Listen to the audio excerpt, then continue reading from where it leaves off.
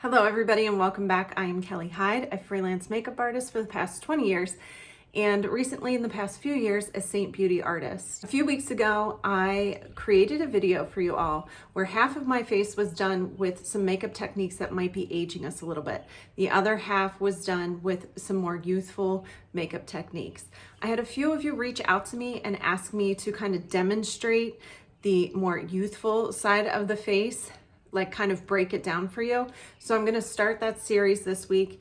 We are gonna start with brows and we're gonna get started. Before we do that, I'm asking you to please subscribe to my channel and give this video a thumbs up if you find it helpful. All right, you guys, I talk about brows a lot. I feel like brows are very, very important part of the makeup process. And I also feel like they're the most overlooked part of our makeup. And sometimes we don't really know what we're doing and maybe we might be making things look worse than better. So this brow is already finished. I'm going to show you how to get this look on this brow. So one thing that brows do is they kind of frame the face. So they can make the eyes appear wider and larger if you do them properly. You can create an arch, like if you don't necessarily have one, that gives the appearance of the eye in general looking more lifted. So we're gonna kind of get into that right now.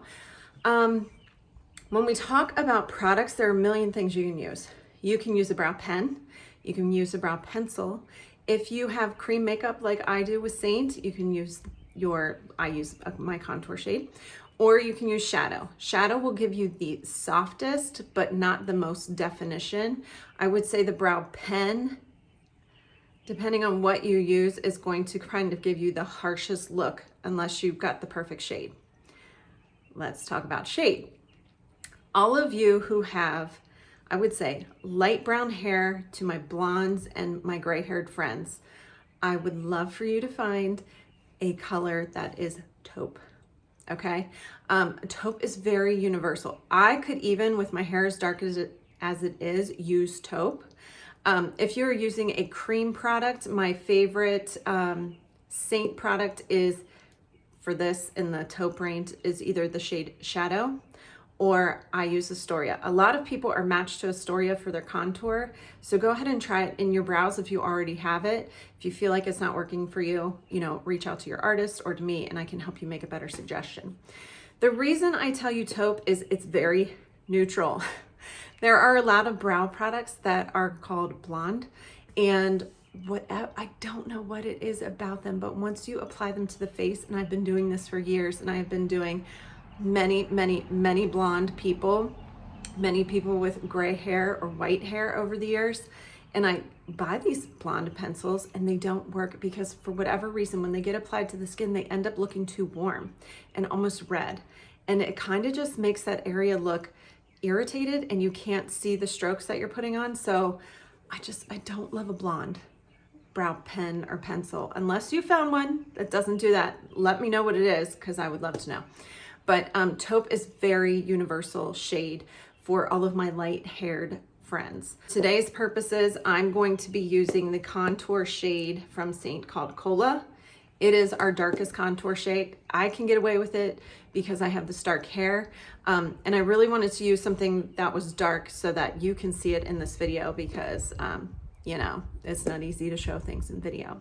I'm gonna kind of talk to you about placement technique that's gonna help you get the most ideal brow. So one thing we're trying to do with placement of the brow is to open the eye, make it look as wide and large as possible, and also give the illusion of lifted eye. As we age, we know the skin starts to droop, and that's fine. We're not gonna change the skin. We're just looking to give the illusion so that when somebody's looking at us, they're not like looking at you, like looking right at your brows, looking right at, whatever it is we think that they're looking at. They're taking our face in as a whole, and we want to give the illusion of things that are lifted, okay? So one thing we're gonna talk about when we talk about placement is where your brow should go. If you hold a very thin brush and you hold it not on the outside of your nasal here, but on this inner part, okay, where like the bridge of your nose is. And if you made like a little dot right there, which I'm not really doing, I'm just telling you, well, I guess I did right there, That's where your brow should start. If you go like this, and I'm trying to look ahead, and if you look straight ahead and you line this up across the pupil of your eye, that's where your arch should be. And then if you take it here and you follow it to the outside of your eye where that is, you can, sorry, let me try it like this. You could kind of mark where it should end, okay? That's just a guide. You do not have to be that precise about it. But in general, the next time you go to do your brows, see how far off your natural brow is from that. If you are like losing hair, I used to get my brows waxed. I cannot tell you the last time I got them waxed. I don't even barely pluck them at all anymore. I mean, randomly, because it's not growing. My brow hair is now growing right here in the middle of my neck. I've got 2 whiskers that just like stick out, and you know, that is just the beauty of aging, right? The hair like transplants from where we actually want it to some other random spot on your body. And so just take a look and see how far off your natural brow is from like this placement technique that I just shared with you right now. It just will gauge for you how much work you need to do on your brows. Some of the brow things that we tend to do that might be aging us more than helping us look a little bit more youthful are, number one, going too heavy. Instead of drawing strokes, people are drawing a shape and just filling it in, and it's very, very heavy. The problem with that is we don't want anything on our face, the older that we get, to look too intense. It's distracting. So that's just kind of where the eye wants to go to. We want things to be as soft and natural as we possibly can the older that we get. So we want to make sure that we're drawing strokes and not shapes, okay? That's my tip number one. When you're using your product, whether you're using a brow pen or a cream contour or a pencil or whatever it is you're using, I want you to be light-handed. So a lot of this is in the technique of just flicking to create the hair, but it's also like, it is a light flick. I mean, I'm barely touching my skin. This is something that I cannot teach you through video, but it's like I'm barely touching. It is like a flick, barely touching. If you're not seeing anything, then you can go in and be a little bit more heavy-handed. But if you get in there and you're like, it's really hard to go back. You're not gonna have time for that. You're gonna be frustrated and you're just not gonna do it anymore.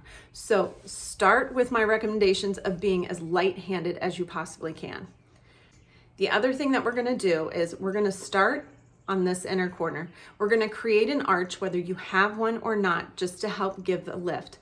But the other thing that we have to pay attention to, and this is where I think some people go wrong, is we don't want it to drop down and drag down, because then it's giving the illusion of things pointing down, and we don't want to do that. So this is something like, we're gonna kind of pull it out this way, and you have to, this is like a little bit, depends on your specific brow. You can't go like wild off the charts. If you're, you know what I mean? If your brow's coming down like this, you can't just like draw it like this and then, you know, that doesn't match up. But it's something to consider when you're getting your brows waxed or plucking them. I don't want you to pluck off like an end or a tail, but if you've got like some stragglers that are way down here, you know, take those off. We want to head a little bit more in this direction. So I'll show you like on this side of my face that I've already done. We want to be headed this way, not taking this and just going down. I hope that that makes sense. Going to show you using my cream contour how I do it. So one thing that you need if you are using either a eyeshadow powder or a cream product like what I'm doing is you need a brush like this. This is basically a brow brush. I can also use this for my eyeliner, but it is super, super tiny and small and dense. It does not have a lot of wiggle room, which is what you want when you're trying to create these hairs. So I'm gonna tap into my brow product, and I tend to just like wipe off a little bit of excess like that because I don't want too much. I face my pointy side down, and I'm gonna start here, and I'm literally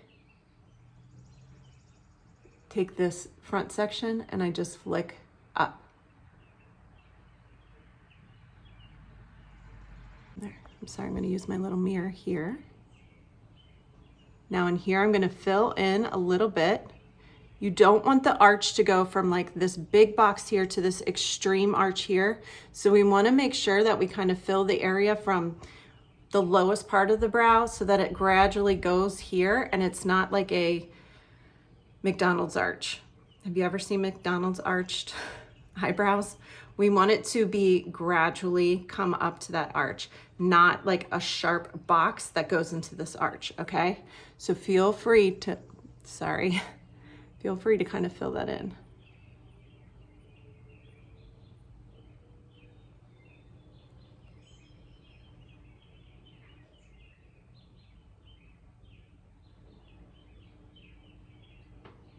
Okay, are you seeing that? Kind of like, sometimes when you're focused on your brows, get really focused, you need to kind of step back and look at them together and make sure they look like they belong on the same head, right? If you can. This is not filled in. There is some space in between each hair. That's because I want it to look like flecks of hair. Like not like it's not this solid chunk. So there can be some spaces. I'm going to work on my arch a little bit more product. And I want my arch right here to come up just a little bit more than it is. Tiny, tiny, tiny flecks.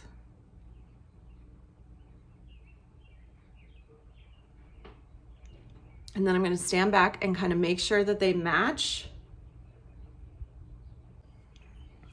See that?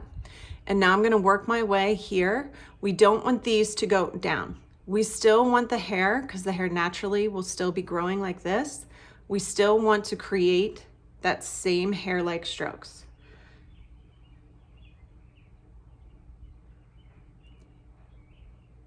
And we're going to take them out wide instead of down.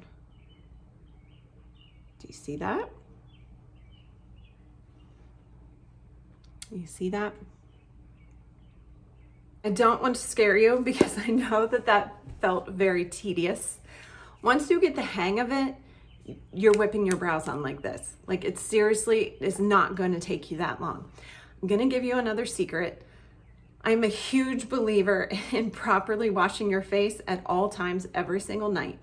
However, there have been nights where I take a little makeup setting spray and really hit my brows, and I wash the rest of my face off around the brows. I could take my rag and I pull all of this off around the brows, and I do my skincare and I go to bed, and I see, hopefully in the morning, that I have been left with enough brow to not have to deal with them in the morning.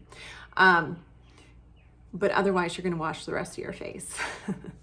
Now, for those of you who have like no brow and have very, very little brow, and for you to even get to this stage would take you hours. I totally understand that. My mom has felt that way. I have a video, and I'm going to link it below, of my mom she found this brow stencil on Amazon. It comes with a lot of different stencil shapes, sizes, widths, whatever, and it comes with a product, and you just kind of lay the stencil on your head and you just shade it in. And then it does not come off unless she uses like soap and water.